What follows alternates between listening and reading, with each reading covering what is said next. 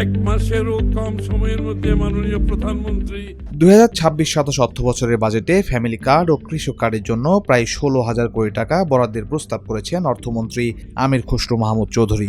একই সঙ্গে ধর্মীয় প্রতিষ্ঠানে কর্মরতদের মাসিক সম্মানী ও ধর্মীয় উপাসনালয় সম্প্রসারণে অর্থ বরাদ্দের প্রস্তাব করেছেন তিনি।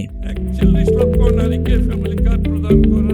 11 জুন ত্রয়োদশ জাতীয় সংসদের বাজেট অধিবেশনে ফ্যামিলি কার্ডের জন্য 14,500 কোটি টাকা এবং কৃষক কার্ডের জন্য প্রাথমিকভাবে 1,062 কোটি 50 লাখ টাকা বরাদ্দের প্রস্তাব করেছেন অর্থমন্ত্রী।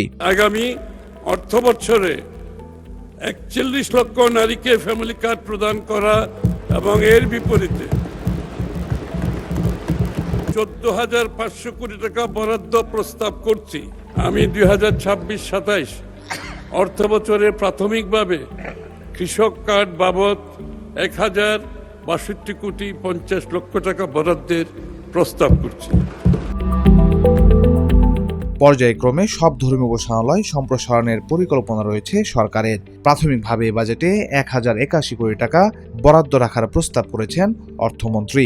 মসজিদের ক্ষেত্রে ইমাম, মুয়াজ্জিন ও খাদেমকে মোট 10,000 টাকা এবং অন্যান্য ধর্মীয় প্রতিষ্ঠানের পুরোহিত ও সেবায়েতকে মোট 8,000 টাকা মাসিক ভিত্তিতে প্রদান করা হচ্ছে। এই পর্যন্ত মোট 6,438টি ধর্মীয় প্রতিষ্ঠানে কর্মরত 9,500 জনকে মাসিক সম্মানী উৎসব ভাতা প্রদান করা হয়েছে।